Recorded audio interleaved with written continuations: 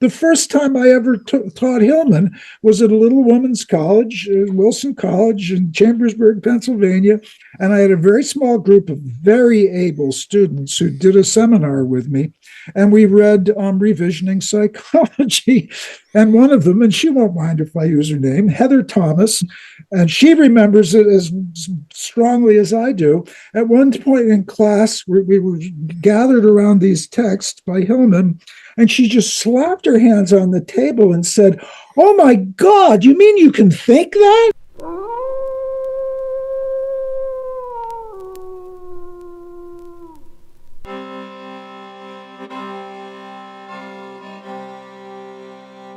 Tom Cheetham, thanks so much for joining me on the podcast on this occasion of celebrating the 50th anniversary of Revisioning Psychology. You know, I couldn't do this series without talking to you because I consider you one of the great raconteurs, and I know you're going to have some really good stories for us about James and how his work has influenced yours. I am delighted to be here. And because, I mean, Hillman's work was just, he saved my life, man. And his work remains super important to me. I mean, virtually on a daily basis. And so I am totally enthusiastic about your project. Awesome. Yeah. He's been such a big influence for me. And yeah, it's like every day. You know, there's that Robert Bly quote on one of his books. It might be The Soul's Code, where he says, you know, Hillman is one of the most important psychological writers of the 20th century, and I read a little bit of him every day. And I find that reading him, it's like what do they call it in Catholicism? The Lectio Divino. You know, you do a little bit of reading of a spiritual text. For me, it's like it just helps me stay connected to soul and ideas and imagination, and to keep that central, like dipping into him on a regular basis. Yeah. So let's go back to my beginning with him. Yeah, please. I was just talking about this yesterday. I'm doing a course on Corbin, and so it's serving as kind of an introduction to my thinking about Corbin. And for your listeners, I've written a few books that are centered on the imagination, all right? And my entry into that was transformative. And it happened in 1990 when I was working in complex systems theory in a very minor way. But nonetheless, I was being a scientist, and I was super excited about systems theory. And I was at the Santa Fe Institute for their first summer school in complex systems theory, I gotta say, I was out of place there but Stu Kaufman liked me. And so he invited me to come. But I was surrounded by people who were just, you know, extraordinary in mathematics and computer science and biology, and you know, I mean, I was, you know, for the first time in my life, I thought, oh wow, this is what smart looks like. Yeah. It's like the kids today on the internet, they've got a term for people like that. They call them galaxy brain. Yeah, these were galaxy brains, and the most annoying thing about them is that most of them were super nice people. You know, it was like, not only were they galaxy brains, but they were kind and generous and happy. And it was like, oh wow, okay. You know, well, maybe the galaxy brain begets kindness and you know. Well, we could talk about that later, because it can, but it needn't. And you know, there's some real assholes there too. But you know, but I was just sort of agog and really happy. I loved it. I was there for a month, and it was really fantastic, and it did a lot of good things for me. But in the context of that, wandering around Santa Fe one day, I hit a bookstore, and I was looking at the shelves, and there was this book called The Blue Fire. And I thought, wow, that's a cool name. And so I dragged it down, and it was Tom Moore's, collections of snippets from Hillman and his introduction. It's a marvelous book. And I thought, this is cool, I'll buy it. And I brought it home to Pennsylvania, and, I looked at it within a few weeks. And as soon as I opened it, I just thought, this is what I've been looking for all my life. Bingo. Because I'd been through training as an undergraduate in philosophy, and then I played at being a carpenter for 10 years. Then I went back to school, tried to do philosophy again, tried philosophy again, it didn't work. And then I went back in biology, and that's what I was doing in Santa Fe. And so I was looking for something, but I didn't know what it was. And Hillman just, oh man, this is it. So I read Hillman exclusively for at least, and the timing's a little weird, but a couple years, just with the most passionate. This is great stuff. So he sent me to Jung, because if you're going to read Hillman, you got to know something about Jung. And then at a certain point, I hit his essay, The Thought of the Heart. And he begins the book with Henri Corbin. And I thought, well, if my hero thinks that Henri Corbin is this master of imagination, and if you read, people should read the beginning, first few pages of that essay, and Hillman says, if you want to know about the imagination, this is your guy.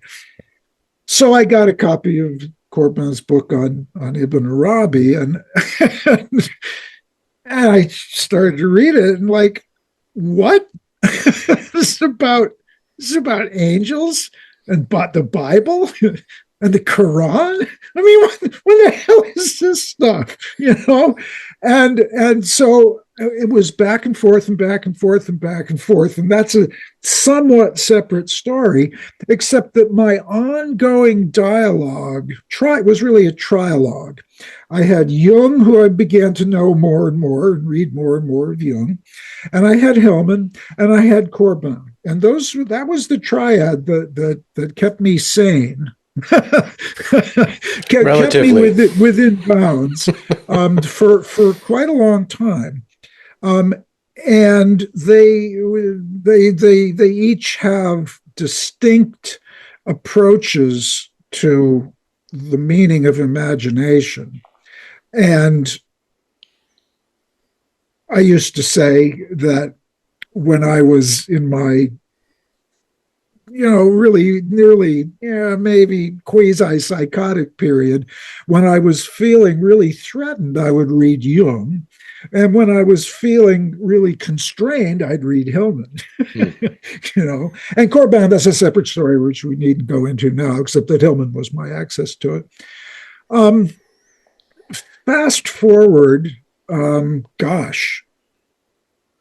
the way to 1999, when I wrote the text of my first book on Corbin. And I thought, I didn't know it was going to be a book. It just turned into a book. And I thought, well, is this a book? So I sent it to Hillman at Spring. And he got back to me and said, this is magnificent, which shocked me no end. And he agreed to publish it. That's also a separate story. But during that time, I started to work with him a little bit. I should say right off that I never met him in person, but we had many, many phone conversations, because he did give me work, which he paid for. And I worked to make the bibliography of the first three editions of Archetypal Psychology, a brief account. I made a vast bibliography for him. And we worked back and forth. And then I did edit what turned into the recently released volume of on depression, the uniform depression, edition. Yeah. Those essays were transcribed they were transcribed by hand and then typed out by people in the audience. And as such, they needed a lot of work. And before he got quite sick, he had me working on those, and I did really the bulk of the editing of those manuscripts. And then he got sick enough where he said, I got other things on my plate that I want to get done before I die. So he put that on a back burner. And it was a few years after he died that Klaus Ottman got back to me and said, would you write an introduction for this? And I said, nah. You do it. And he very kindly put my name there as the editor, which I was. So my interactions, personal interactions with James were always over the phone, but they were fairly frequent for a while. And he was, to my amazement but undying gratitude, he really liked my books. And said so. He really liked them, which was it's a wonder to me. And so that gave me a lot of confidence to keep going with him. So I'll stop there.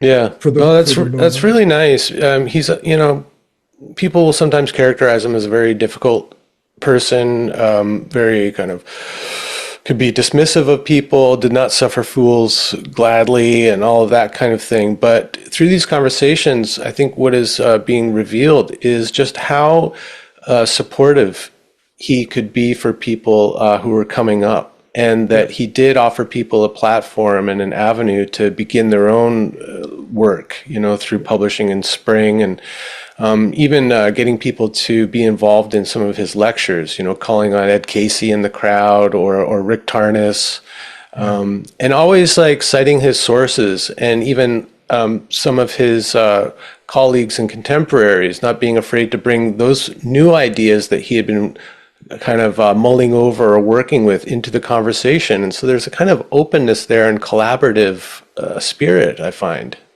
Yeah. He was unfailingly kind and generous and helpful in what was my early forays into this realm, and I'm forever grateful to him, not only for his work, which really did. I mean, I don't know what I would have done if I hadn't connected with his stuff, but for his personal friendship, in spite of the fact that we never met in the flesh, and yet I can tell you from personal phone conversations that he could be impossible, So here's the story that I've told a bunch of times. He wanted me to do this bibliography for archetypal, brief account. And he wanted everything in it, everything. I wanted everything in it. So, I looked at all his work and things that so I got, long list of things by everybody he ever mentioned. And I can't think at the moment, but everything by Gigerich and everything by Bly and everything by, think of whoever, Ed Casey. Articles, books, because he said, I want everything in there. Because, and so I did that.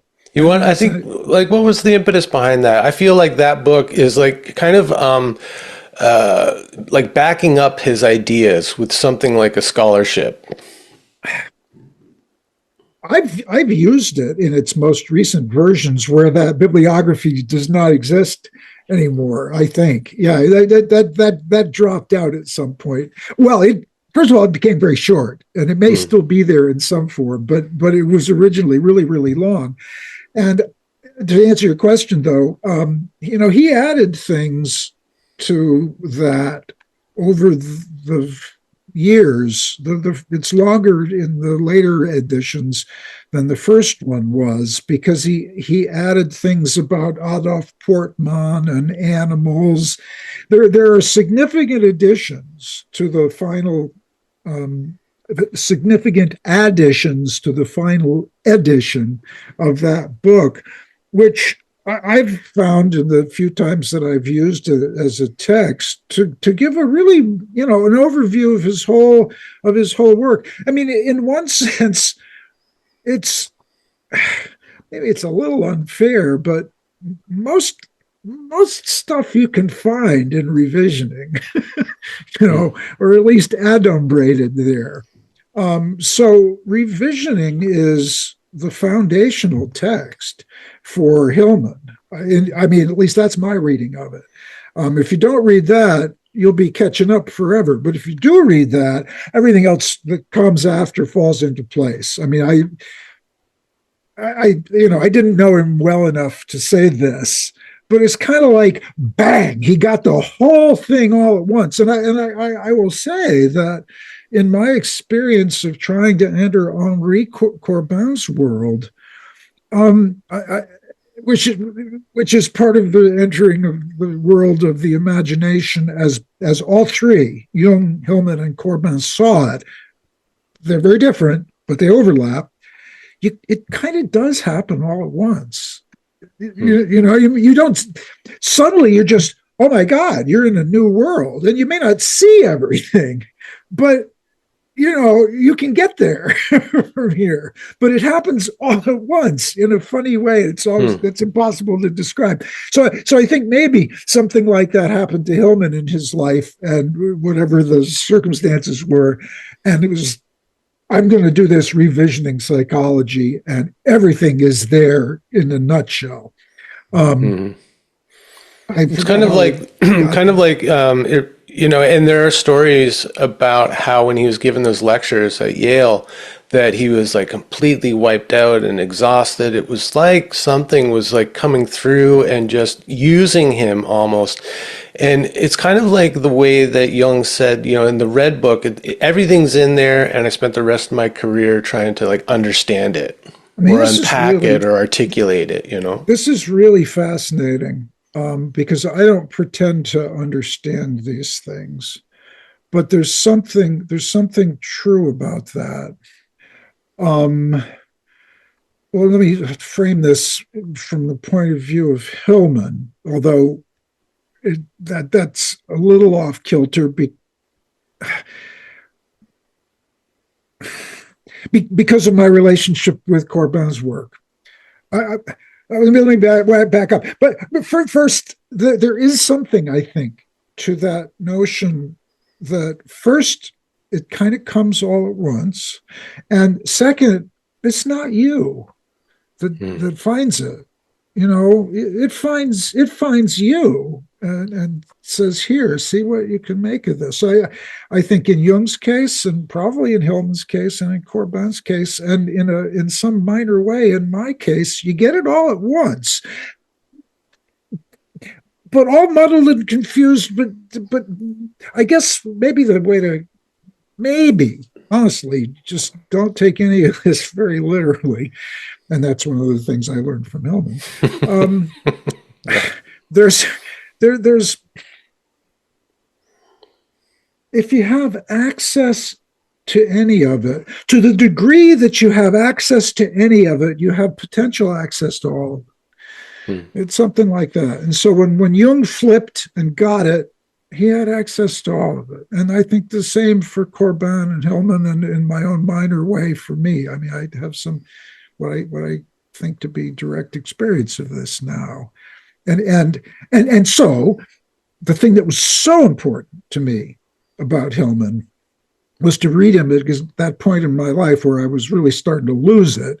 But I was pushing real hard at the philosophical, the biological, the technical, the computers, all the rational side of me was that's what I was developing. And I see now that the problem with that is that it's pretty little. And it sits inside of this vast cosmology that is only accessible by way of what those three figures called the imaginal world, the imagination. And making the transition across that boundary is a super long process. But once you've been out once, you can't go back. Even briefly. Well, it's that's right. You can't go back, and yet you keep going back because that's the default position. But you think, I've been out, and then you're back, and I've been out, and then you're back and forth. I mean, for me, it was decades of in and out, in and out, in and out. And in my experience, that's amounts to being inside a complex and escaping it. It's getting the complex terminology of Jung and Hillman really works for me. When you're in a complex, it is reality, period. End of story. And then if you see your way outside that, even briefly, you think, oh my God. Oh, and poof, then you're back in it. Yeah. And you think, what was that? And well, that was just something. But Hillman was the first one to open that little door for me,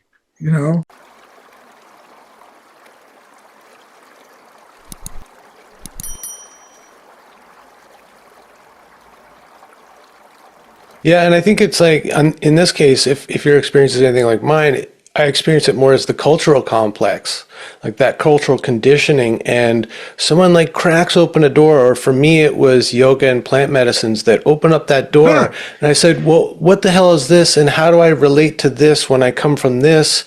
And so I found myself vacillating between what I called like my mythic mind, that I experienced in those kind of shamanic states, and then the kind of modern mind of rationalism, materialism, all of that. Imagination is just, it's a figment of your imagination, it's all in your head and all that stuff, right? And so I was really struggling with this, like, how do I reconcile these two kind of worldviews or modes of consciousness? And then I went back to Hillman, and it was like, oh my God, he's like, for me, the bridge guy. And so I think he helped me become less schizoid. Yeah. No, I mean, our experiences are similar. I didn't get to the plant medicines until 3 years ago.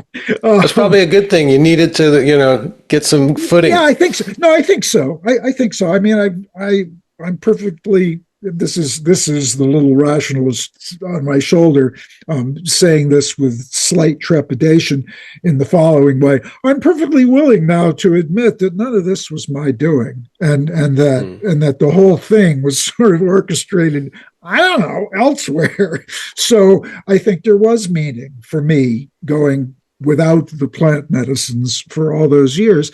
And for me, being for various psychosocial cultural reasons, it took me a really, really, really long time to escape that, what did you call it? The modern mind. And I mean, a really long time.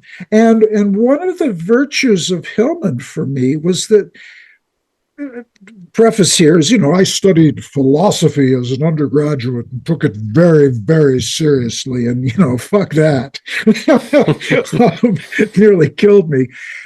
But at the same time, I have an enduring and profound respect for scholarship and rigorous thought and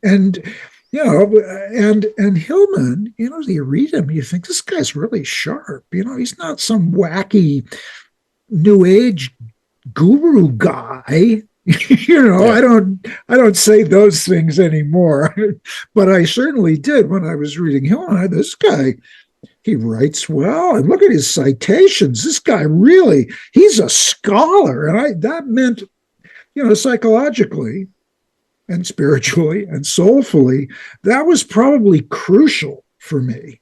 That the guy I was taking as a mentor was really rigorous and smart and really knew his stuff. And so I needed that. I couldn't have just read a poet, which is my problem. That's on me. That's no denigration of the poetic. But I needed someone like Hillman to say, oh, the poetic basis of mind is everything. The heavy lift for me was to go from Hillman into Corbin, because that's even crazier. Yeah, I think I'm with you. Like Hillman for me, something that I don't know, helps me kind of like trust some of his more challenging ideas is all of the historical background that he brings to the ideas, you know? It's not just some, you know, like you said, kind of new age idea from out of nowhere. Yeah. And I need that, you know, I need to feel like it's part of a whole, I don't know, flow of history and development of ideas and thought and all of it, you know? Like that background for me is really important to have. In order for me to go, you know what? He's on to something. Obviously, like you can track it throughout time, just like Jung did, right? Yeah. Yes. Exactly. Exactly. And oh gosh, there's so much there. In the class yesterday, at the end, somebody was asking about the connection between Corbin and Hillman's love for the Renaissance Neoplatonists, you know, and his fairly late in life move to the south. I mean, not very late in his life, but he recognized early on that this whole Northwestern European thing with all, you know, with Freud and then Jung for all his virtues, he's Swiss, and that's, you know, and you got Heidegger and you got Nietzsche and you got Kierkegaard, and they're all so dark, you know, and there's virtue there, for God knows. But at some point, Hillman says, geez, let's move to someplace where it's sunny. Let's go to Italy. Let's go to Greece. Let's do the gods down here. This is so much nicer. And I got to tell you, at this age in my life, I mean, well, even at that age, which, you know, I was in my late 30s, early 40s, I thought, oh, thank God. A bit of sunshine. Yeah, let's go get some sunshine. Now, I understand much, much more deeply now than I ever have before what I was looking for, and I found it in Corbin. But it was the sunshine and the refusal of well, what Jeffrey Kripal, in one of his newer books, probably The Superhumanities, he says, you know, one of the problems with academia these days is that there's a general feeling that if something isn't dark and depressing, it can't be true. You know, and that was, I think, one of the things I got from Hillman. It's like, come on, man. There's this whole range of polytheistic and polymorphic, you know, the breakout of what Jung called the monotheism of consciousness. That's what I got from Hillman. And that you also see that in Corbin in a different mode, you know. And God bless these guys for doing that. I mean, Jung himself did it. You know, he does it with the alchemy. But Hillman is like Jung on steroids, you know, because he has no, and this becomes a problem, I know, for some people. He just get rid of the ego. Just don't worry about it. It'll hold together. At which, you know, it kind of will, but I do understand why there's plenty of analysts out there who think Hillman goes too far. Yeah. But then, as I found, when you're feeling threatened, don't read Hillman, read Jung. Yeah. Like I'll tell people sometimes who are worried, you know, about bringing some of these ideas to their clients who may not have a very like strong sense of self, strong ego sense, is well, you can like add in a bit of Hillman, like homeopathic doses, you know, like maybe just to loosen things up.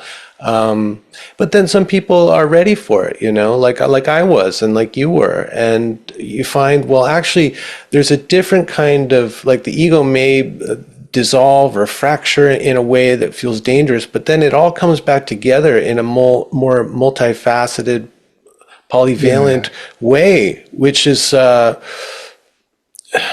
think, healthier, you know, at least it brings more vibrancy and diversity and richness. Oh my God! I mean, totally. No, it totally does. And one of the things that appealed to me about Hillman was what did I call it? I think maybe he calls it this. That he's doing a natural history of the psyche.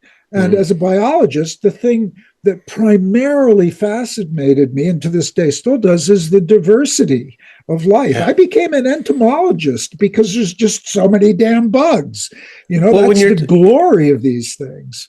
Yeah, like when you're talking about that early interest in complex systems, it's kind of like the acorn theory thing. Like you're interested in complex systems, and then to see oneself as a complex system that is diverse and rich and, makes total sense. It's like that was the prep, and then it just became more about imagination and psyche. I got to say, the acorn theory thing, I think I heard an undertone earlier, maybe not, that this is weird stuff, Jim, but the older I get, oh man, kind of look back and there it is. Kind of does. But let me talking about Hillman's insistence on ignoring, on backpedaling on the defending the ego thing. Let me finish my story about the bibliography. So put everybody in there, and then I do, and it's like really, really long. And he gets back to me eventually. We're chatting on the phone. He says something like, "Oh, for instance, right here, you've got so and so's works, and you don't have to list all those. I mean, it really should be just 1, 2, or 3." He says, people want that in there, but it's just vanity. It's all vanity. And I just thought, wait, this whole book is about your archetypal psychology. And it's got, as it used to have, it's got a list of everything he ever wrote, any talk he ever gave in any country, every translation of every one of his books. And he wants me to cut out so-and-so because it's all vanity. And, he was like that. He was like that. And one of the things, and this is armchair psychology, but I think it applies. I know it applies to me. Anybody who writes about something so strongly, like love in my case, in my books, probably means that's kind of, they're looking for it. And I think Hillman wrote so much about the destruction of the ego, it's kind of because he had a really big one. Well, yeah, that idea that all research is me search. Yeah. And Corbett does that in a much more scholarly and ontologically expansive way. He makes the same comment in his first pages of the book of Avicenna, that, philosophers assume that, and that what they're doing is objective. And then at a certain point, some of them realize, oh shit. This is about me. It's actually just about me. And Corbett says at that point, you've got a chance to realize your place in this larger imaginative whole, and you can awaken. And I gotta say about Hillman, I've recently, with my recent experiences with plant medicine, one of the things that occurred to me, even during the experience that I was having recently, was, oh my God, I finally understand what they mean by myth. That's not quite the way to say it, but Jung, Hillman, Corbett, and many of the people at the Aranos conferences, they were using myth as a sort of symbol of personal experiences. These were not scholars of mythology. These were people who had profound, life-altering experiences of the I don't have good words for this, but the insignificance and the tininess of human experience in the face of the vast unknown. And the only way to capture that at all is mythically. you know? And so I was lying there thinking, oh my God, of course, this is what these people are talking about. And in Hillman's case, particularly because he loves to talk about the Greek gods, and it can become kind of complicated, and and it's a wonderful way of thinking. But behind that were his personal experiences of transformation and the huge weight, no, not weight, the huge enormousness of contact with what we lamely refer to as the mythic. And so it's your contrast between the modern mind and the mythic mind, and that's what Hillman gave me access to. Mm-hmm. Yeah. I think, one of the ways I think of myth is, or the way I talk about myths and fairy tales is that I see them as the dreams of our ancestors.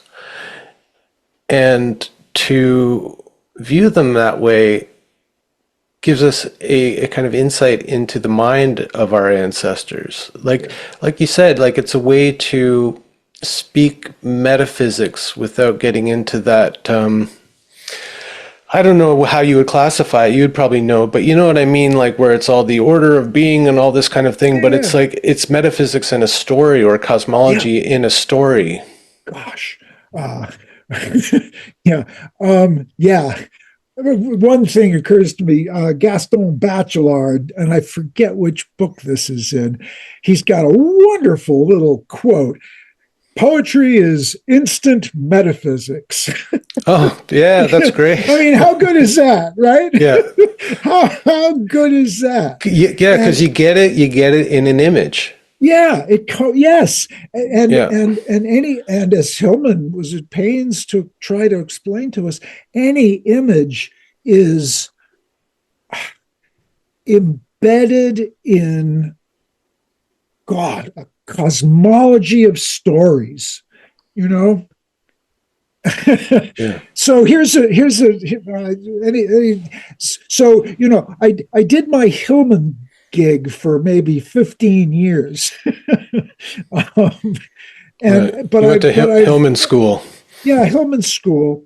And that's not entirely fair because I teach Hillman on occasion and have for a long time. But the heavier lift for me, and it's a completion of the Hillman school for me, was Corbin's world. Mm-hmm. And that's because in Hillman's writings, you can pretend that it's psychology. Only psychology, yeah. You can pretend that you're reading psychology. Because he wanted nothing to do with metaphysics, right? Yeah. Mm-hmm. Which is, yeah. I mean, there is a passage in his conversations with Ed Casey. There's a piece that he wrote in the volume Philosophical Musings or whatever it is, where he says, "Yeah, sometimes you need a little metaphysics," but he didn't like that, and I honestly totally get that. I respect it immensely because I very much think that that's not wrong. You can do that. You can be a poet or an artist or a psychologist. You can be a complete, full human being without an explicit metaphysics. But at the same time, Bachelard's right is that poetry is instant metaphysics, and Hillman's poetic basis of mind provides a cosmology. Hillman himself doesn't want to, my reading would be, Hillman doesn't want to think too hard about it because he's afraid he's going to do what ontology does, which is to grab it too hard. And he wants none of that. So, and I think that's absolutely proper. Well, no, it's true. Listen, I'm going to pause you there for a second because I think it's so true. Also, I think if you look at metaphysics as myth or poetry or as one kind of artistic expression of somebody's trying to lay it all out or put it all together, you're in an okay place there. But as soon as you take it literally as the truth, where it's all been kind of laid out in this geography, all that chain of being type stuff, right? All those Robert Flood diagrams. But I look at those as beautiful art, and it's just like somebody trying to make sense of this whole thing and how it all fits together. Yeah. And so just don't take it literally. And I think, if Hillman was going to be okay with metaphysics, he'd probably say the same thing. Like, well, look at it just another myth, and you can enter into that and start to look at things from that perspective, but don't get caught by it. Yeah, there's this funny, there's this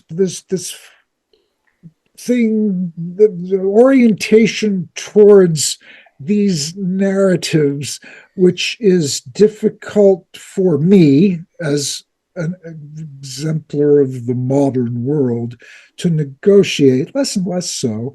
But it's just that distinction between literalizing and imagining. Early in my reading of Hillman, I read those various pages where he says, literalizing is the problem. And I quote this all the time. He says, literalizing is just another form of imagining. And when I first read that, I thought, there it is. But I couldn't really access it personally. Yeah, that's one of those like Hillman koans. Yeah, it is. Like that way, how does that make sense? How does that make sense? It is a Hillman koan. It is. Yeah. And it's, I mean, for me, it's probably the main one. That would be it. That would be it. How do I take that seriously, but not literally? Yeah. Say it again, literalizing. Literalizing is just another form of imagining. It's like, wait. And my standard response has always been to bring out my rock. I always have a rock right next to me when I teach. I mean, what can you possibly mean by saying that this rock is somehow just another form of imagining? And now I have answers to that. I mean, I really, really do. But to make that leap, well, I don't know if it's a leap or crawl. And for me, it was a decades-long slog. Through literally, not literally, through black tar. Right, metaphorically through black tar. Really, and then, but he's not wrong, and it's that, and I think, he was allergic to spirituality for the same reason. Well, because spirituality, what we call spirituality, often falls prey to literalistic thinking. I mean, maybe always does, if it's not paired with imagination, like in Corbin, or in the Sufi tradition that Corbin got his ideas from, right? Where it's like, because it's another way to imagine the imaginal or imagination as ontologically of a real place, between here and there. There is this medium or intermediary space of the imaginal where we make contact with the spiritual realm and real beings, but then real in what way? I mean, and one of the things that's super interesting about discussing the distinction between the literal and the, let's call it, imaginal. Well, first of all, we don't have good words for discussing this. Poetry does, and artists, they work here, but the English language in particular, and the English Anglophone philosophical tradition has trouble articulating these truths, even though there are philosophers who have done so. And part of the reason that that's true and that it's difficult to understand this realm is because we do live in this modern world, which is basically materialist and all that kind of thing. So it's very hard to talk about these things. But the other thing that makes it sort of tricky, in my experience as a teacher, is that everybody in the room is sitting in a different place. They're all modern people, but some of them are poets, and some of them are dancers, and some of them are musicians, and some of them are computer programmers, and some of them are wives and mothers and fathers, and so everybody's got this individual take on what constitutes reality. And some people, the doors towards this weird shit are kind of already open. Some of them are floating in it and they don't need to hear this. And others are just irascible and difficult, and they want it, but they can't get there. And I have a lot of sympathy. I have a lot of sympathy for them. And so, every time you start talking about these things, it would be really nice, and this doesn't work either, if it was just a one-on-one. And so then it's a therapy session, but that's not enough either. yeah, it's a both and. I guess the take-home message is there's no easy way to do this. There's a million ways, and for some people, maybe it is super easy. Yeah, well, I think this is one of the ways that Hillman is helpful, actually, because you get a group of people from all these different backgrounds, all these different kind of interests and inclinations. They're going to be using different metaphors to speak about the world and their experience of the world, right? And so what Hillman does was go, well, you're looking at it through the myth of a computer programmer. So you're seeing everything as a kind of a process and machinations and all that patterns and all that kind of thing. And so we can come together by seeing it all as a kind of myth. And that myth that we're living in gives us a certain perspective, gives us a certain set of images and metaphors used to describe. And so the commonality is in that poetic basis of mind that he always comes back to, right? Yeah. He's so good, man. I mean, honestly, his stuff is so good. I know. And as a little footnote to the business about literalism being a form, it's really deep because it gets down to how we think and how we perceive and all of it, but it doesn't do it in this obfuscated philosophical language that leaves me feeling, high and dry. Yeah. The little footnote that I now recognize I have to add to that koan is that Hillman, I think this is true, see if you agree with me, he would say, we kind of have to literalize. It's part of being he wouldn't say this, part of being a fallen being. It's just we have to literalize, but we don't have to do it permanently. Yeah, well, we have to literalize in order to interface with the world. I have to literally believe that this cup is a cup and it's made of material that's not going to just turn into atoms or whatever as soon as I touch it. But I have to know that I'm in the mode of literalizing when I'm engaging with it. And that's the freedom part, right? I'm able to be literal and to be in the material world and function in it, but also know that it's all a myth helping me kind of hold it together.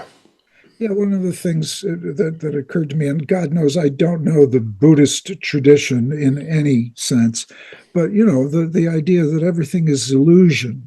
Well, that's the bad translation of some, I don't know, ancient word. But reading Norman Fisher, who's long been my favorite Zen teacher, he's really good at describing these kinds of ways of letting go of literalisms. He's a poet and a Zen master, and he's sort of a Zen. He served as a complement to my reading of Hillman when I was, exploring religions, and Hillman's allergic to religions for reasons that make perfect sense to me.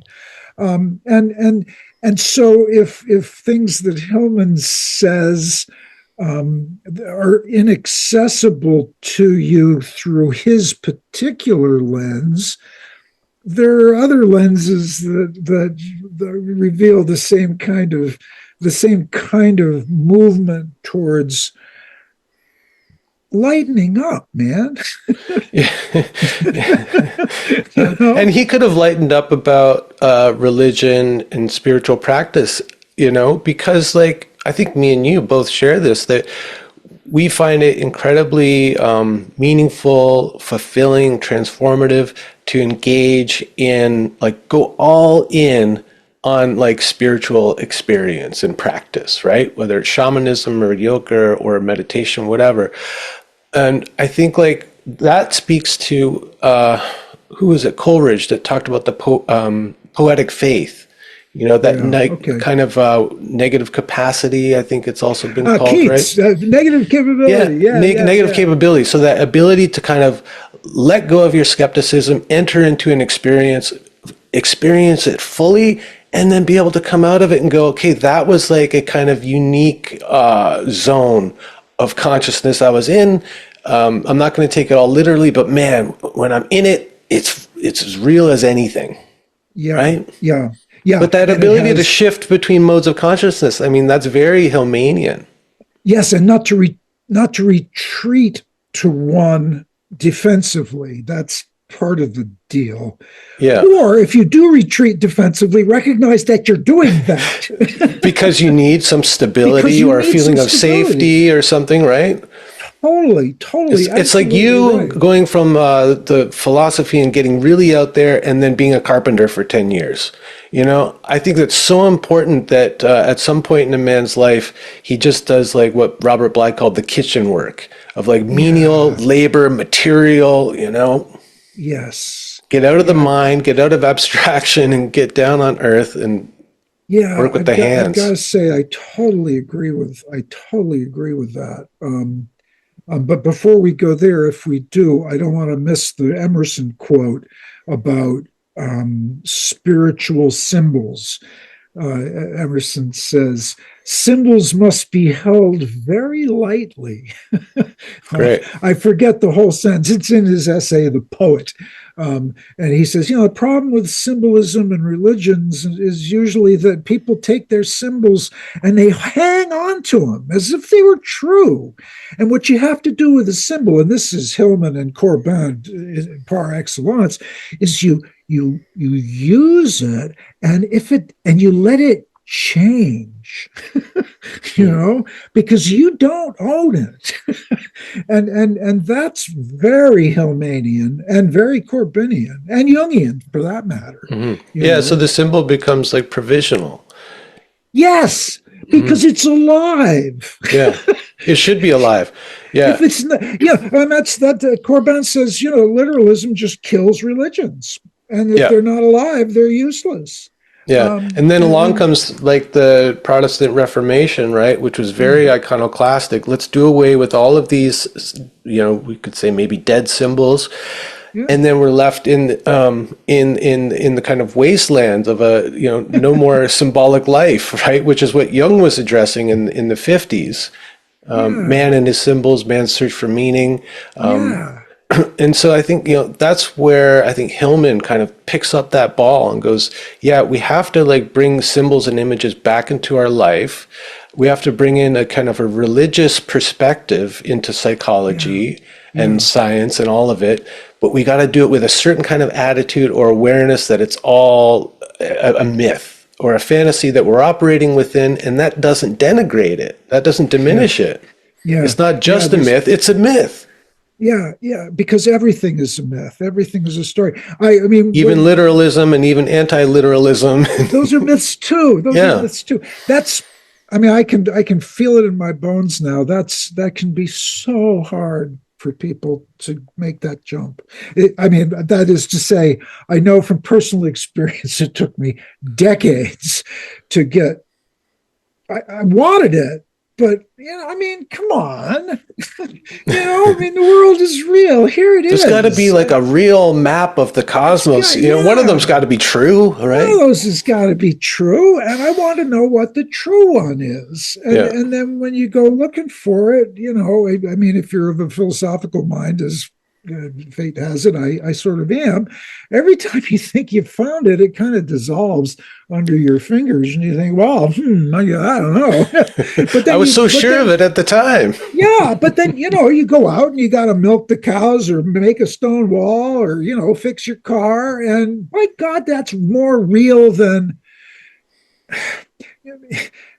but is it? It's real. And here's one of the ways to make the transition. Well, those things are real, but they're real in a different way than God is real. And I'm not really a theist. I'm not real. Well, I don't know. But it's Cornelius Castoriadis who I ran across him years ago. And he says, imagine if Western philosophy had been different, or these days, look at philosophies that are of non-Western origin. Yeah. And there's a lot of that going on. It's very exciting. But Castoriadis said, imagine if Western philosophy had gone differently. He says, philosophers always say, well, let's find what things are real. And they usually start with something like this table. Let's take this table as an example of something which is truly real. And Castoriadis says, what if, way long ago, somebody had said, let's take Mozart's Fifth Symphony as something that's really real? He says, how would that have changed our approach to reality? Because you could, pick your favorite piece of music, wherever you are, and recognize how real that is for you. Yeah. Through your whole body and soul. I mean, what gets realer than that? Yeah. And yet, it's just, what is it? The poor guy at Harvard said a couple of years ago, chemicals in the brain or something like that. Yeah, it's a little, it's meaningless nonsense. Drips of dopamine. It's like, but poor guy.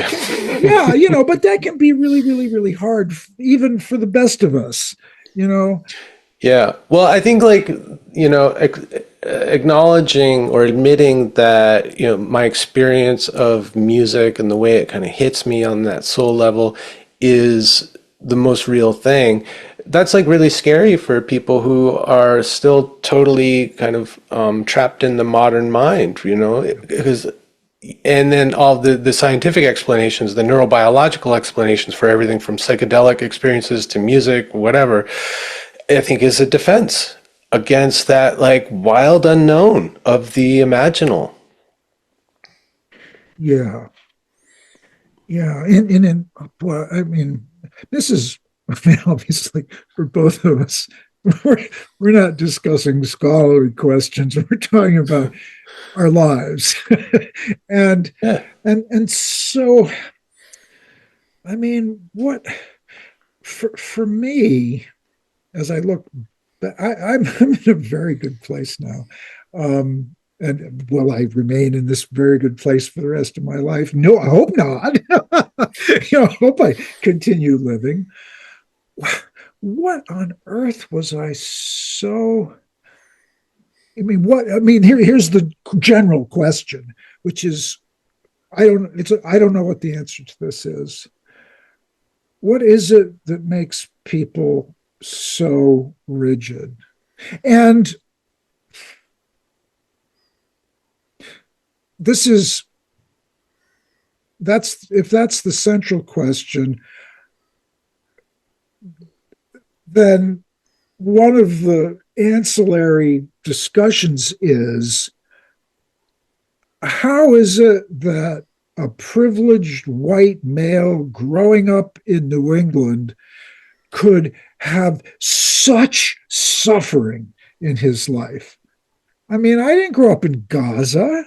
There's been no major tragedy in my life. So who am I to talk about, to ask questions like, what is it that makes people rigid? If I had been, you can think of any number of truly ghastly things that could have happened in a human life. And then you could say, well, these people will be rigid. I'm not sure it goes No, like that. I don't no, goes like that. it's not a correlation because it's often the people I think who do have a lot of privilege that are the most rigid.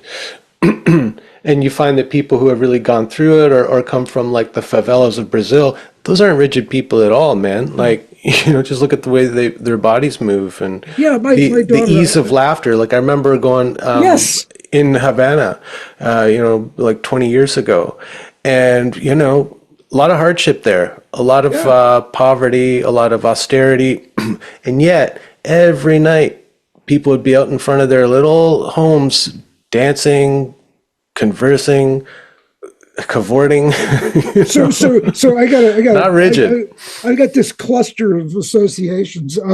In my dotage here at the age of 73, I'm recapturing the Grateful Dead. Which and I was never a deadhead, but I think I might be on the way to becoming one. And I had never heard their song. What's it called? The music never stopped, and I've got it in my playlist. And I've got a playlist of every version of the music never stopped that was ever recorded. And I listen to it over and over and over and over and over and over again because it gives me such joy. And that reminds me of Barbara Ehrenreich's book. The subtitle is A History of Collective Joy. I think it's called Dancing in the Streets, A History of Collective Joy, which I don't know if we did a class, but I read it a while ago. And I just thought, oh my God, this is crazy. What is wrong with us? Yeah. And another little cluster just came to me. My daughter went to South America for Christ 6 months or something after her junior year in college, just on her own, which kind of gave us pause, but she was magnificent. And she went to a little tiny village and did some volunteering because we insisted that she do some volunteering before she launched herself into the rest of South America, which she actually did, far more courageous than I have ever been in my life. And she spent a number of weeks, couple months, in this little tiny village on the coast of Ecuador, where you can't go anymore. And she said, these are the happiest people I've ever met. It was like, seriously? They don't have anything. Yeah. And it really blew her away. Mm-hmm. Yeah. And then you come back to North America and you look and you realize how uptight people are just in general. Another story, and I shouldn't tell this because I've told it so many times, but it was really important to me. Visiting Ecuador when my daughter was down there, we went down to, and I was on the top of a volcano, and I ran into an Ecuadorian man, and we started chatting. And he said, "Oh yeah, I married in America, married in Australia, and moved to Australia, lived there for a while, and we broke up. I moved to the United States, lived there for a number of years." So, man, I had to come back here. You people are crazy, he says. And then he said, everybody in your culture is facing the future with anxiety and worry. And he says, my people, we face the past.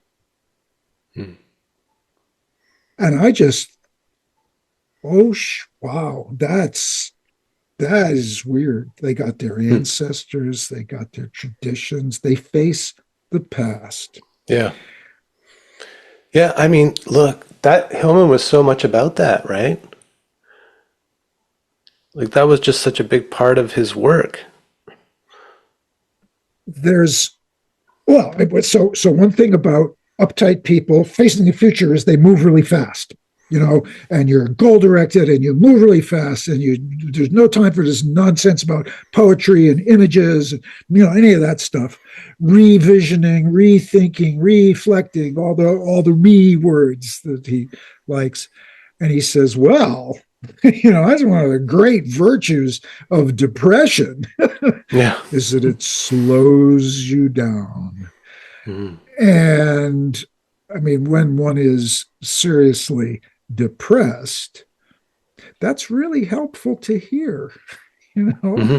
that there are virtues in melancholy and depression, and that these soul phenomena, which are so anathema to the modern psyche, without those, you become less and less human.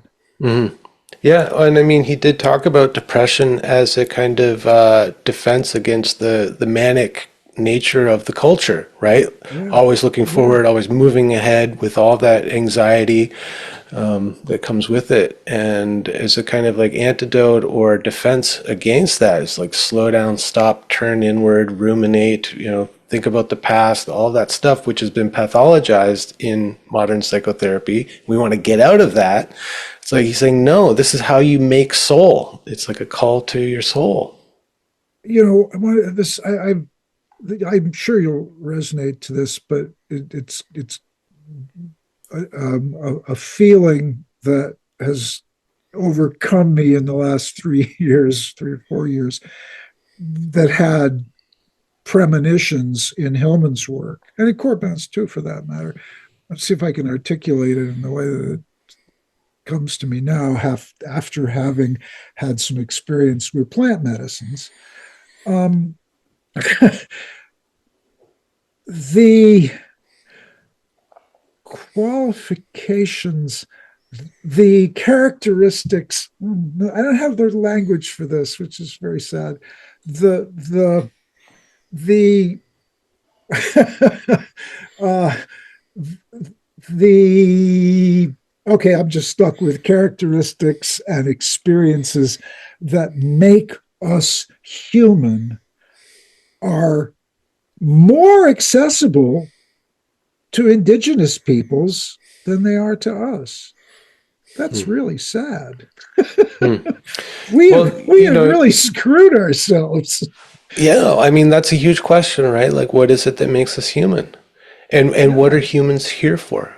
yeah.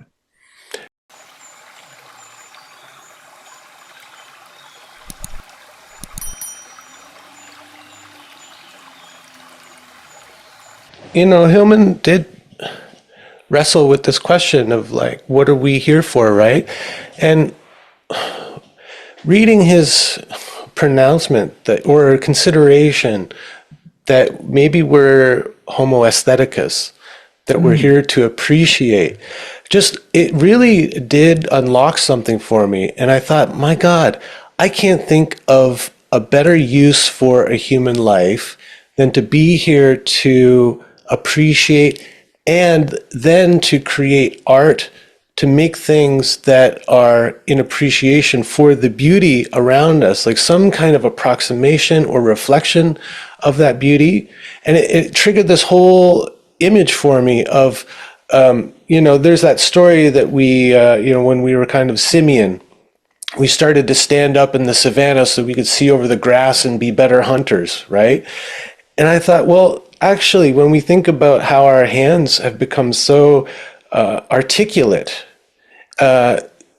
not just for making tools for killing things, but to hold a guitar or to hold a paintbrush or a pen. I'm like, I can't think of a better story or reason for us to exist than to be the aesthetic animals that I think we are.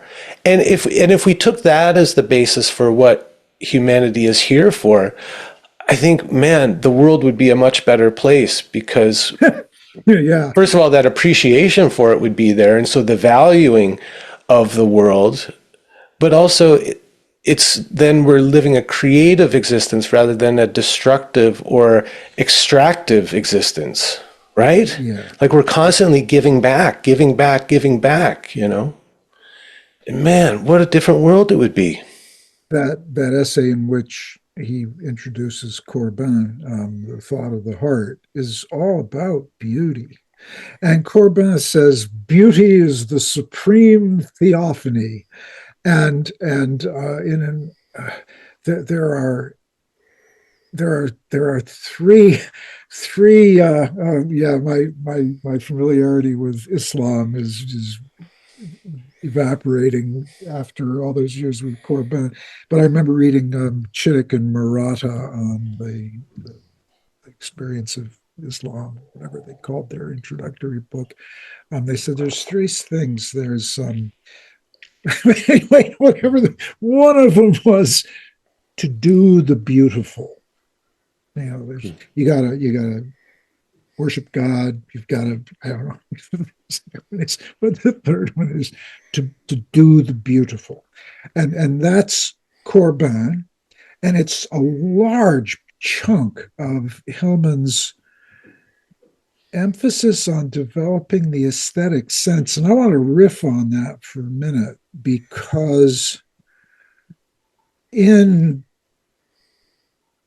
teaching from Henri Corbin, who can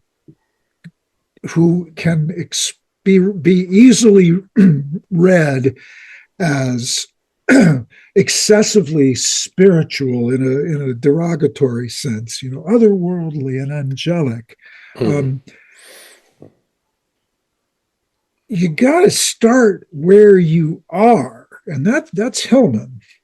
And I think Hillman and Corbin at root share a really exquisite aesthetic sense in a really grounded way, not the effete aesthetics of the Academy, but in, wow, that's a really cool rock, you know.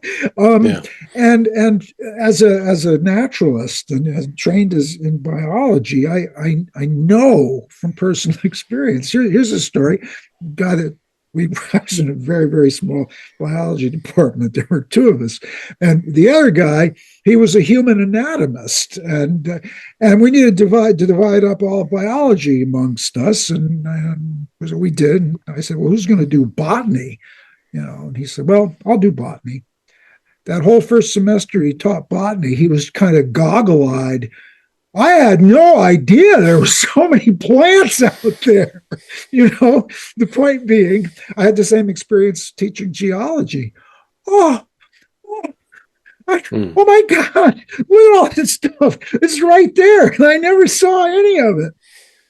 And what Hillman and Corbin, in his own way, are trying to do is say, look at what is there, you know?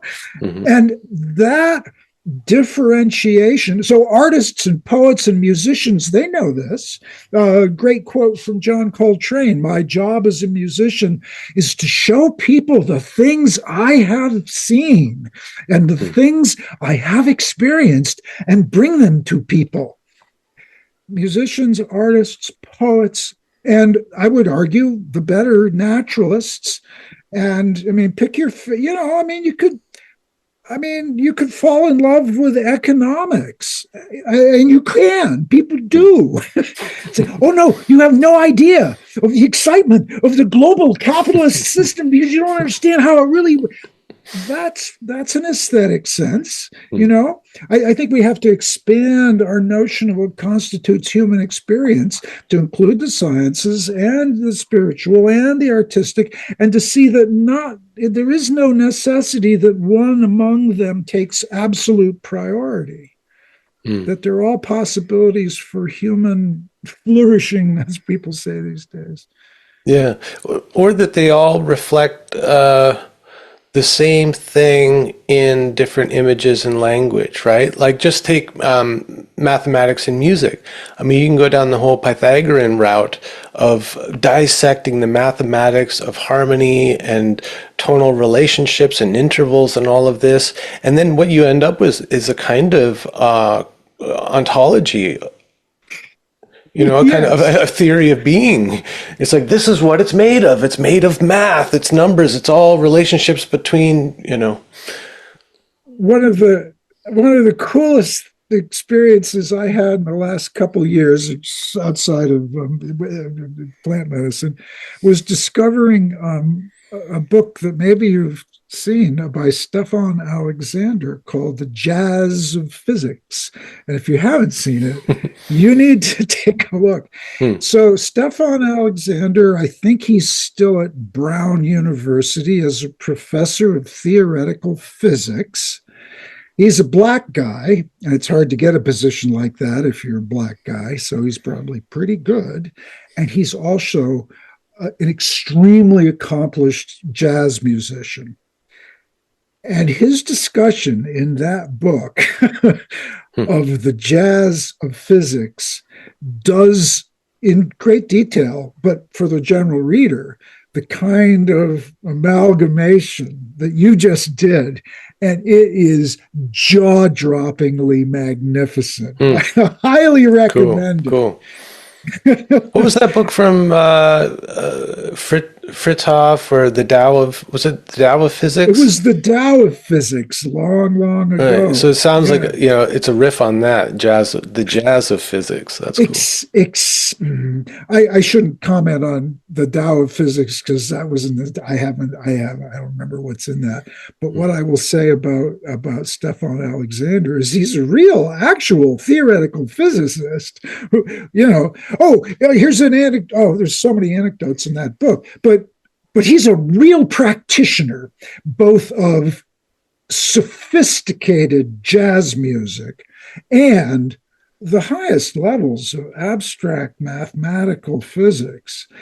And he lives in both of those universes. And in his mind, they complement each other. They are not opposed. One isn't, music, and the other, real thought. No, they're kind of the same thing. And he tells a story about Einstein. Apparently Einstein was once asked, where do his ideas come from? And he said, well, they're really musical ideas. And apparently his wife said, yeah, he'll be in there doing whatever he does in there, and he'll get stuck and he'll come out and play the piano for a while and then go back. I mean, it's just, I have to admit that as a youngster, I wanted nothing more than to be a theoretical physicist. So anybody, so anyone that makes that cooler is like, affirming to you. That cooler is okay with me, man. And it's a wonderful book with all sorts of anecdotes and detailed, in a way that normal people can understand. Right. And the point being that, from within the context that we're bring it on home, Homo aestheticus. Is Homo aestheticus, the poetic basis of mind. And I think so many of us were raised inside, what was this, white, what I forget is the thing that, C.P. Snow called the two cultures. You got the humanities and you got the sciences. Mm-hmm. In academia, those are not quite as badly distinguished as they always were, but they're still pretty bad. And the truth of the matter is that if you take Hillman and the imagination as central, it just blows that kind of silly distinction apart. Yeah, all those dichotomies, yeah. Mm-hmm. Yeah, and then, but then the trick for many of us, and it was the trick for me, is to take it to heart, so that it really works in your daily life. Yeah, that's always a question for me, like working with people as I do, where Hillman's ideas play a big part in the counseling that I offer people. Is there a way to facilitate that opening of the mind and heart to the reality of the imaginal and the poetic basis of mind? And I think, for me, I can look back and go, well, it was clearly there when I was a child. And I think most people can say that. So, and when Jung was in search of his own soul, what did he do? He went back to making sandcastles on the beach like he did when he was a kid. It was the only thing he could think of. And then he got into that, he got back into the imagination, and everything kind of opened up for him after that. So there's something about that, like that return to what was the kind of pre-existing condition for all of us, not just for our ancestors, right? But our own kind of ancestry, going back to the poetic mind that we had as children.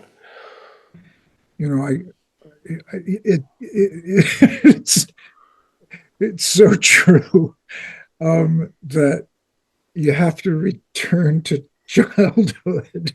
Well, the nice thing that happens is you do that when you get older. Or a lot of people do, not always. Yeah. But that's one of the things that Hillman talks about in his book on aging. It's so crucially important in my current experience. Oh God, it's to go back to recover your parts of the divine child, your early childhood experiences. Freud's not wrong about that, and that they have mythal import, Oops. Can you still hear me okay? Yeah, it went funny for a second, but it's okay. That was me fiddling with chords.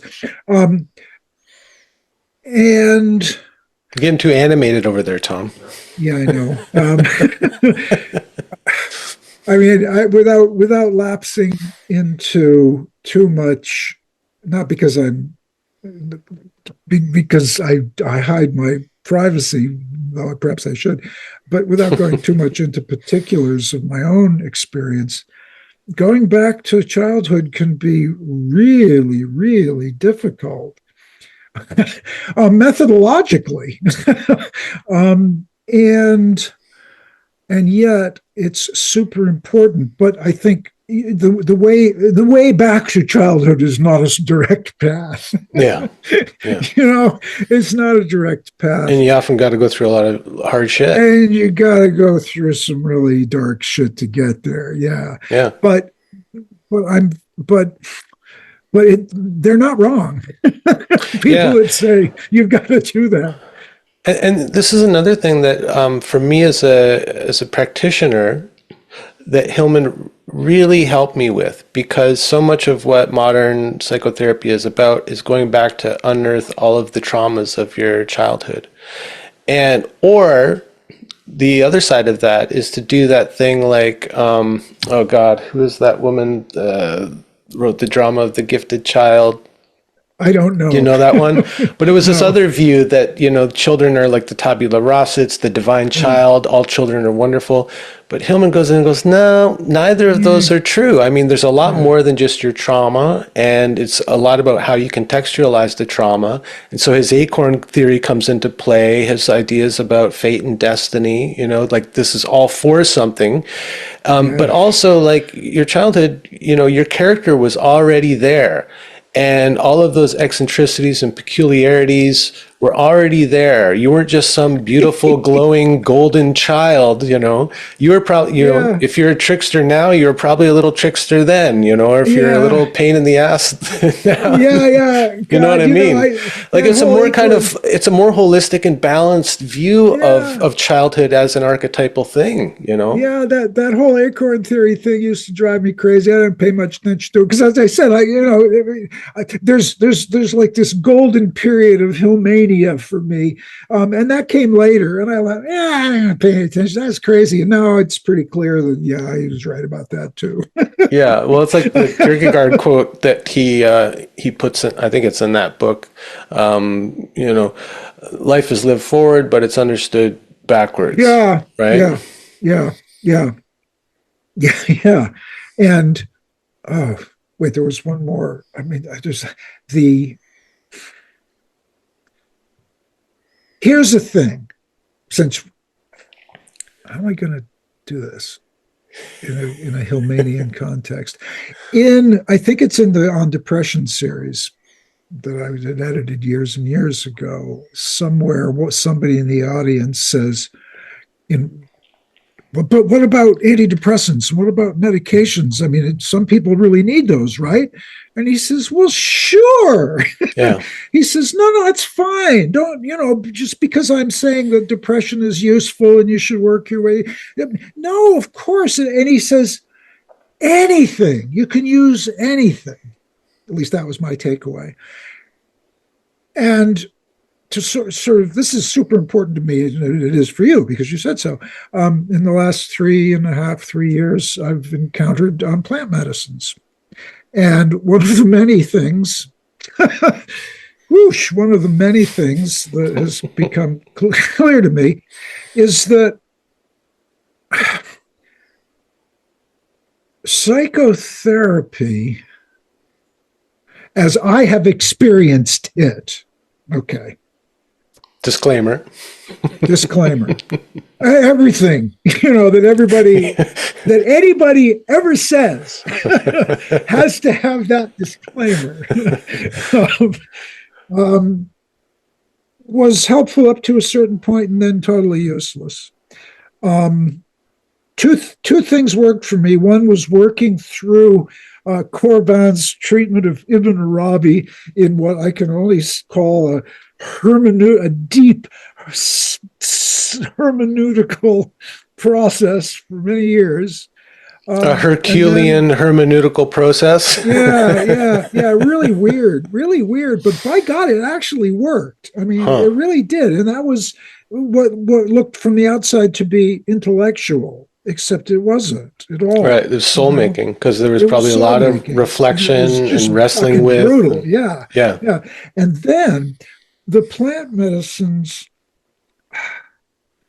in my experience, my plant medicine experiences have worked at a level which I don't know how to talk about it except to say it makes totally irrelevant the distinctions between body, psyche, and spirit.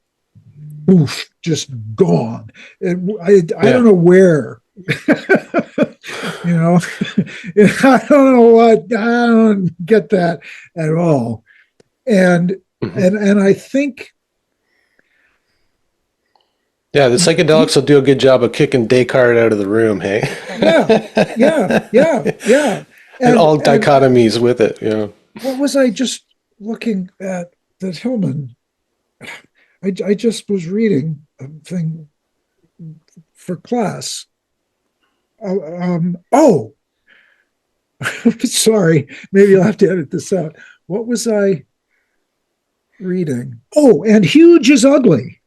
I reread And Huge is Ugly recently, which is a lecture he gave in the 80s, I think, to the Schumacher Institute about Small is Beautiful. Some of us are old enough to remember E.F. Schumacher's book, Small is Beautiful. And Hillman was writing out of that and saying, And Huge is Ugly. And he was speaking against the titanism of the modern world. And this essay is more relevant now than it was when he gave it. And it's a counter to the gigantism, the titanism, the globalism, the power of modern culture run amok, which we are right in the midst of watching collapse, we think. And it's an essay about beauty and soul. And he says, one of my key ideas has always been against the titanism of the ego, and how you got to break that down. And that's very, very, very hard to do.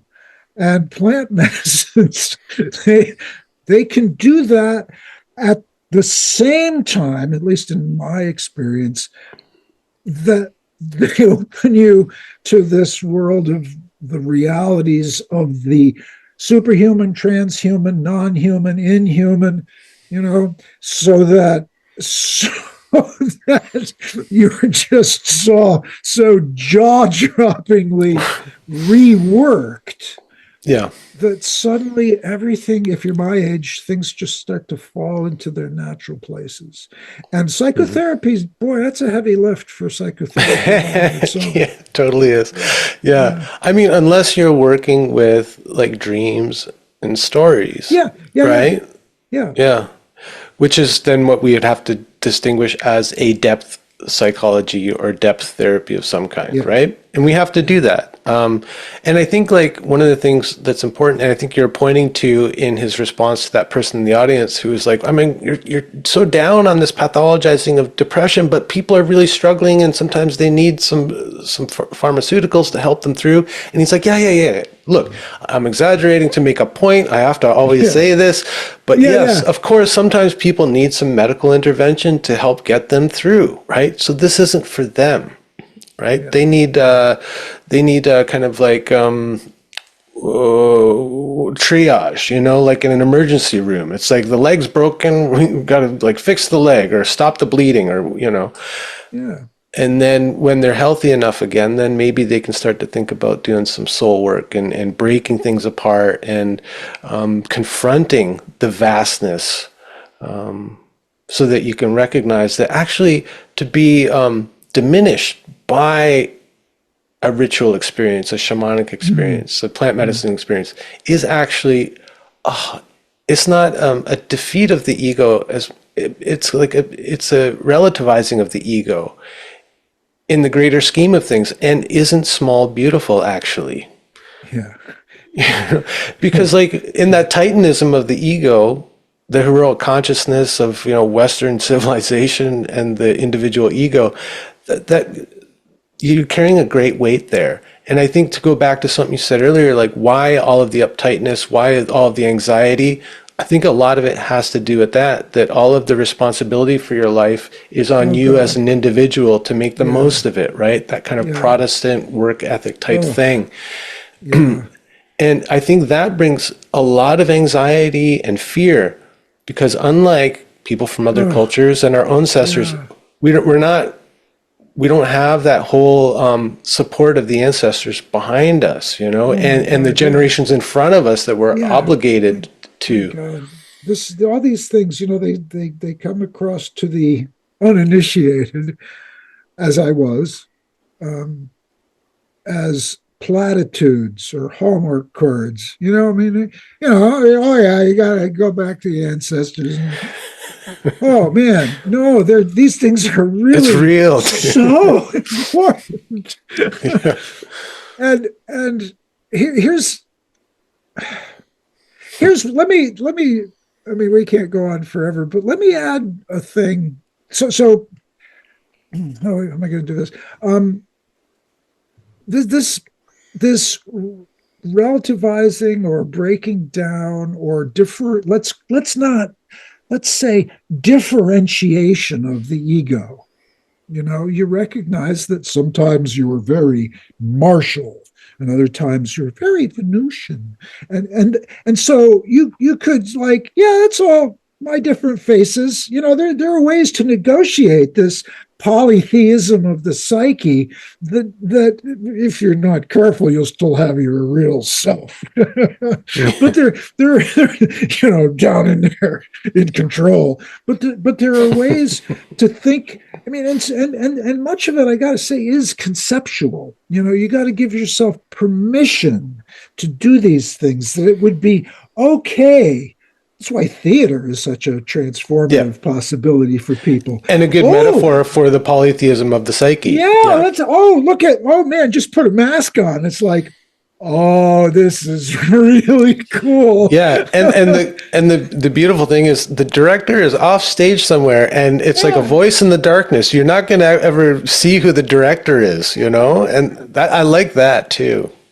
And so but you see, so if it's differentiate, one of the primary ideas that I got from Hillman, differentiation, hey, differentiation. He's got that book, Kinds of Power, in which he's very explicit. Let's look at 1, 2, 3, 4, but that applies across the board to everything he ever touched. Let's blow this up and see what the parts are. But don't just say I'm depressed. In a positive way. Yeah. Like if someone says like, hey, I'm depressed. Well, that doesn't really tell me much. Let's go into it. Like, how are you feeling? Are you feeling stuck in mud? Are you under a rock? Are you, Oh my God. Yes. I mean, every word in the English language is a problem. It's every noun that we use is stopping us from being who we could be. Until we recognize that it's all metaphor all the way down. Yeah.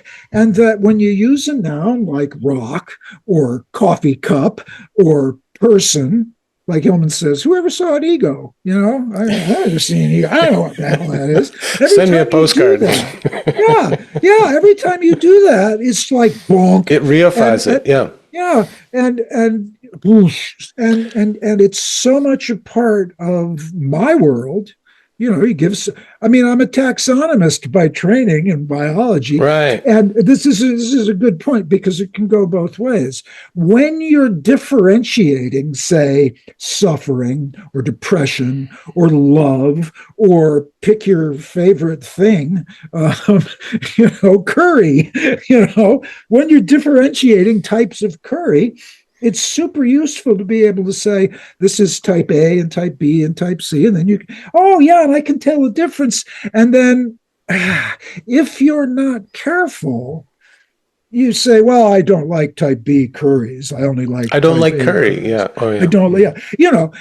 So the taxonomy that's kind of required for the differentiation of the aesthetic world, which we are, has a downside if you don't keep bumping it.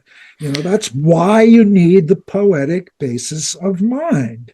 Yeah. You don't read the same poem the same way for 80 years. Hopefully, yeah. Hopefully, there's been some movement there. Yeah. But I just want to stick with that for a second, because this is a very Hillman idea to be a naturalist of the psyche. I think you invoked that earlier, right? But it depends on what kind of naturalist you are. So are you a naturalist like Audubon, who is about collecting specimens, putting butterflies into formaldehyde, gassing them, and then pinning them on the wall? Yeah, I know. I'm right? guilty of that. Yeah. Are you an observer of like a Jane Goodall, where you're observing like the living systems and living individuals, So it's also the attitude that we bring to our naturalism of the psyche is really important. That's absolutely right. I mean, you need the taxonomy. You need a linguistic means of differentiating, which doesn't solidify. Except, let it remain provisional. Like for now, this is how I understand this, and this is helping me to kind of sort things out and to do the differentiation. But I might discover something about that specimen that I didn't realize before because I couldn't see it, right? Yeah, and the very best scientists recognize that science is all about hypotheses, and there is never a final absolute truth. But in practice, if you're in the lab, you literalize. Right. You got to move things further down the road somehow. Yes. And if you forget that that's the basis of this process, then, things go awry really fast. It's turned into scientism, another dogmatic religion. What's his name? David Miller said, Christ came and brought love and he got the church. Jung came and brought the soul and he got the Jung Institute, and here's another silly story that I made up that I'm very happy with. So, Isaac Newton, in actual fact, spent a lot of his life doing alchemy. Mm-hmm. And the story that I made up, and I don't know any of the real history, is so I'm Isaac Newton and I'm doing alchemy and like, oh my God, this is a nightmare. And it never works and it's always confusing. It's just like I've been doing this for 40 years and I don't understand. And screw this. I'm going to take a break and I'm going to invent physics and the differential calculus. And he takes a break and he does that. And it's straightforward and it's clear. And you got F equals MA and you invent the calculus and you're done. And he says, okay, now back to the real work. And if you don't keep it, if you're not aware that that's what's going on, you go downhill real fast. Let's end with this, because it's a question that I've been posing to people that I've been talking to on this series about Hillman's legacy. And, like you said, Christ brought love and got the church, as a place to remember him and what he was all about, right? And Jung brought soul back to the West, and he got his Jung Institute, and they're kind of keeping that alive. Kind of. Yeah, I know what you mean. That I saw that look, and I agree. Some not so much. Some not so much. Some have become very literal about the map of the self and all that stuff. Okay. So anyway, disclaimer, asterisk. See all my other conversations for more on that. Yeah. So Hillman comes, and we could say, Hillman brought he kind of ushered in a revival of the soul in the 90s for sure, because then there were so many books that came out, Chicken Soup for the Soul, the Seed of the Soul, Zukov, and, Oprah having Soul Sundays and all this stuff, right? But that doesn't differentiate him from Jung. You could say that he kind of took it further into soul making, but maybe what would you say his main contribution has been? Oh boy. If we want to reduce it down to that nice little formula. Yeah.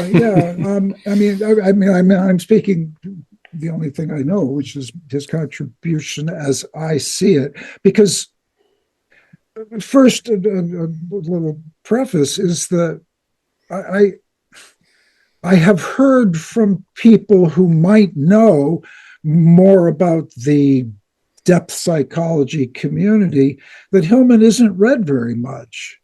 There are a lot of people who are in depth psychology, or so I'm told. I mean, and the depth psychology people that I interact with, they mostly do know Hillman because of Pacifica. Well, we're going to find each other, right? But we are in the minority. I can affirm that. Although, I think I've been pushing his ideas for a number of years now, and I'm starting to see younger people go, who is they've been through the Jung and all of that, right? So I do it all the time. Everyone who ever listens to me knows we're in it together. We're on the same mission, Yeah. Oh, and I know we do have to come to an end here, but gosh, some years ago now, I taught as an adjunct at I taught Hillman when I was teaching in Pennsylvania, and I taught Hillman at the College of the Atlantic on Mount Desert Island, and particularly the ones on Mount Desert Island. These are good, strong, intellectually able students, and they were blown away. We did a course, bear with me for 20 seconds. We read David Abram and somebody else, and then we finished with Hillman. And they all said, "Oh, that's a good opener, actually." David Abrams, Spell of the Century. So that would be a good way into Hillman. Yeah. Mm-hmm. Well, and the people at College of the Atlantic are all ecological students in college, broadly speaking. Yeah. And so we started with Abram, and then we did something, and then we did Hillman, and they all said, "Well, why did we bother with those other books? Why didn't we just read Hillman?" They were prepped and ready, founded by what they were reading, and so excited they were. This is 15, maybe even 20 years ago now.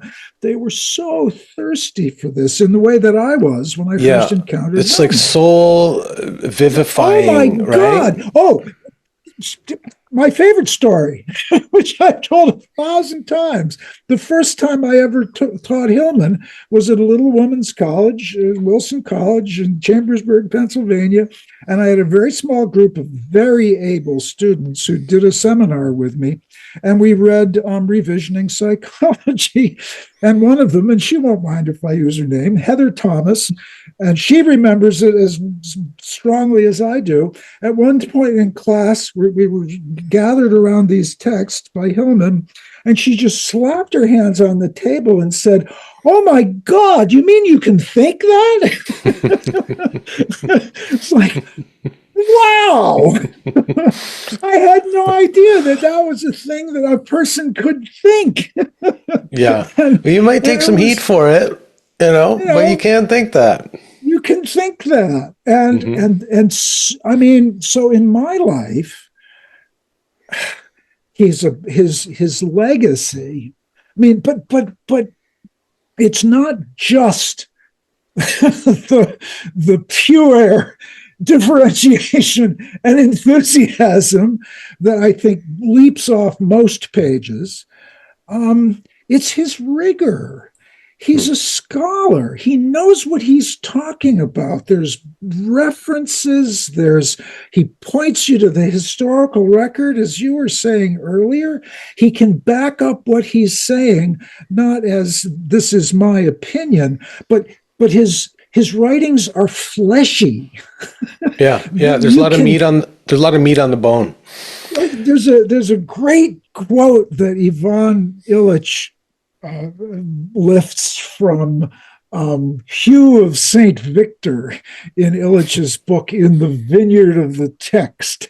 And Hugh is talking about Lectio Divina, and saying that with the proper imagination, you can say the words and chew them as you're speaking, and you can chew them and swallow them, and it gives you sustenance. And this is food for the soul. Ridiculous, but I mean, Hillman's best writings are like that. Read his book on anima sometime. I mean, I've read that so many times that every single word in there is underlined 3 times and highlighted, and I still have no idea what he's saying. Yeah, that's a tough one. That's advanced Hillman. Yeah, I mean, it's just, they are so rich. His best writings are rich beyond, Yeah, and you'll be well served by taking it in like little by little, like wherever you can enter him, and it might be something written for a more general public, like the Soul's Code. And then Blue Fire was so great because Tom Moore is such a great translator of his ideas into everyday language and very kind of practical, That was my intro, man. Wow. Yeah. So look, I'm gonna hold you to this. Christ, Love, Church, Jung, Soul, Institute, Hillman. What? Imagination? Is that it? Is that his key thing that he was on about? Yeah, the reality of the imagination. Yeah. I mean, that's... And unlike Jesus getting the rigid church and Jung getting the more or less rigid Jung Institute, Hillman resists that. I know. It's very hard. I've asked a few people about this. I'm like, what do you think it is about Hillman that resists the forming of like Hillman societies or an institute, right? And my inkling is like just knowing myself and knowing so many others who love Hillman, it's like we're kind of outsiders. We're not group joiners. We're free thinkers. He's a bohemian, But he's, his ideas attract like us kind of like lone wolf, free thinkers, nonconformists, right? Yeah. And so he encourages that in you, which is an individual. Yeah. And to celebrate that and to value that. He's a force for individuating. Yeah. Yeah. Although that's become one of those big words that oh God, has it? Hated, right? I've been listening to Captain Beefheart lately. Oh, good. Yeah. And in one of his songs, he talks about everybody's doing it. Please don't let them ruin it. It's the ultimate call of the bohemian. If everybody's doing it, I don't want any part of it. And there's a lot of that in Hillman. Yeah. Yeah, there's something to that. Like if we were to create like a Hillman Institute or something, that might just ruin it. Yeah. I don't want to be a member of any group. I don't want to be a part of any group that would have me as a member. Yeah. Yeah. So he brings fire, and he brings imagination, and he brings differentiation. Oh, and then just, you're talking about his rigor. I mean, he's rigorous in a different way. I said once that he's like a magpie. He'll go into a text and he'll pluck out the gem that he wants to keep in order to build his own idea, right? And maybe kind of forget about the rest that actually might be contradictory to the point he wants to make. And then right after that, I read an excerpt. I can't remember where it was, but it was him talking about himself. He's saying, I was born in Atlantic City, and there were seagulls, and the seagulls would just swoop in and grab what they wanted, a French fry or a piece of bread or something, and then they'd be off. And he's like, I'm one of those seagulls. I come in. And so he was affirming this idea I had of him as like that magpie, but I like the seagull. It's just coming in, swooping in, grabbing what you need, and going off. That's marvelous. Yeah, it's great. And then to recall something you mentioned earlier, he I think he says he's quoting Ortega that if you don't exaggerate, what's the point of talking? Yeah, exactly. and people who don't get that, if they go to him to read him as someone who's giving them facts and truth, then nope. Yeah, that happens all the time. Or they'll read like one of his pronouncements and kind of pin him to that, like that was his belief about something, and it was dogmatic. No. And I always have to say, look, it's not that he was against all of it, but also the other thing, you just mentioned, he referenced Ortega, right? But so his scholarly kind of the backup that he'll provide for his ideas is often referencing literature. So seeing literature as maybe one of the most valid psychological traditions, that we can and we should be drawing from as psychologists. Yeah, way more so. Just as much Jung and Adler and Nietzsche or whoever, right? Yeah. Look to the literature. Yeah. And I think he often mused what would, could there be a psychological education that was based in literature instead of psychological texts? Oh my God, I should hope so. Yeah, it would be better. Wouldn't that be amazing though? Yeah. Yes, it would be. It would be. What a relief, right? Well, and we could go on forever about this, he's not really a psychologist. But the way we think of psychology, you could develop that idea. Yeah. Mm-hmm. Yeah. I know what you mean. Well, I knew this would be great, and I knew we'd have no trouble filling up a couple hours with lots of musings and ramblings. And I really appreciate it, Tom. It's been a downpour, gray and rainy for the past 2 days, and man, I just feel like I've been basking in the sun with you for a while. Let's move south, man. Greece, Spain, Italy. Where the sun is. Me, I'm a South American at heart. For me, it'd probably be the coast of Brazil, where I can worship Iemanjá without any North American shame. Really, thanks for the opportunity for this, because I genuinely think he's one of the most important voices in the 20th and into the 21st century. Yeah, more relevant now than ever, with AI and the increasing technological stuff going on, and the puer fantasies of going to Mars and all of it. Man, Hillman, that's why I do so much about bringing up his work and putting it out there, because to me, he's speaking to our present moment, even if it was in 1974 or 1994, whenever. These are sure. Well, this is so great, and let's keep in touch and talk down the road sometime. Okay. Thanks a lot. See you, Tom. Take it easy.